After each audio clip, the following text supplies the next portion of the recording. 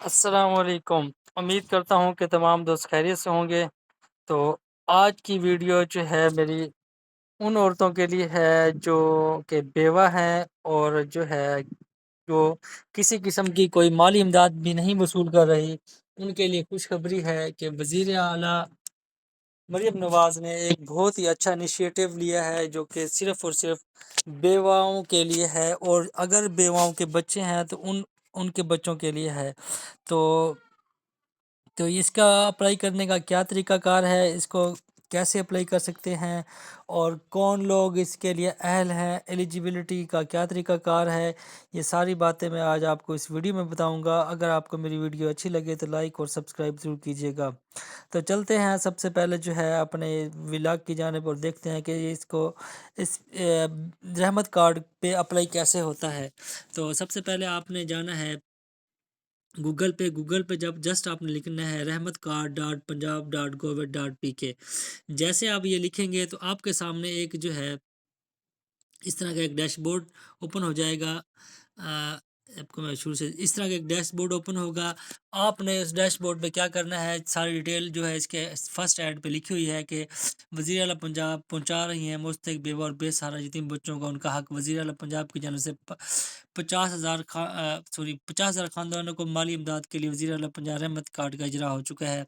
تو یہ اس کے لیے بیوہ کے لیے جو ہے 1,00,000 روپیہ ہے، بے سہارا یتیم بچوں کے لیے 1,00,000 روپیہ فی گھرانہ ہے۔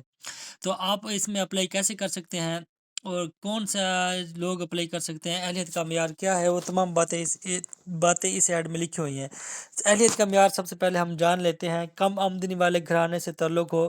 اچھا، یہ جو ہے رحمت کارڈ کے جو اپلائی کریں گے ان اہل وہ لوگ ہوں گے جن کی آمدنی کم ہو۔ اب ایسا نہیں ہو سکتا کہ ایک بیوہ ہے اور اس کے بچے کمانے والے ہیں یا وہ مستحق نہیں ہے، تو ایسی عورتوں کو بالکل بھی جو ہے اہلیت جو ہے رحمت کارڈ نہیں ملے گا۔ اس کے بعد مستحق کا موبائل نمبر شناختی کارڈ کے ریکارڈ پر درج ہونا لازمی ہے۔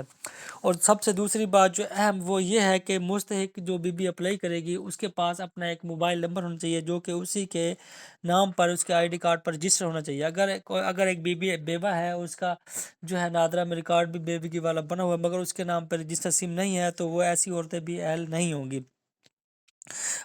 تیسرا جو ہے سب سے امپورٹنٹ بات یہ ہے کہ جو آپ نے ایک بیوہ تو ہے مگر اس نے جو ہے بیوگی کا جو ہے سرٹیفکیٹ نہیں لی ہوا، تو وہ بھی اپلائی نہیں کر سکتی۔ اپلائی تو ہو جائے گا مگر وہ اہل نہیں ہوگی۔ اس سے سب سے پہلے آپ کو بیوگی والا جو ہے وہ سرٹیفکیٹ بنوانا پڑے گا۔ سرٹیفکیٹ بنوانے کے بعد جو اہم بات جو آپ نے یاد رکھنی ہے، وہ جو سرٹیفکیٹ ہوگا اس کو آپ کو نادرہ کے پاس لے کر جانا پڑے گا، اور نادرہ والے جو آپ کے شناختی کارڈ بیک اینڈ پہ اپڈیٹ کر دیں گے کہ یہ حکومت کے ریکارڈ کے مطابق یہ بی جو ہے بیوہ ہے۔ اس کے علاوہ جو سرکاری ملازم جو پینشنر جو ہیں وہ اس کے لیے اپلائی نہیں کر سکتے، وہ اہل بھی نہیں ہیں۔ ایسی عورتیں جو ہے سرکاری ملازم ہیں یا جو ہے پینشن لیتی ہیں، تو وہ عورتیں بھی جو ہے اس کے لیے بالکل بھی اپلائی نہیں کر سکیں گی۔ ٹھیک ہے، تو اس کے بعد جو ہے جو یتیم بچے بیوہ کے ہیں ان کا بے فارم بھی بنا ہوا ہونا لازمی ہے۔ اگر ان کا بے فارم نہیں بنا ہوا تو وہ بھی اپلائی نہیں کر سکتے اور وہ بھی اہل نہیں ہوں گے۔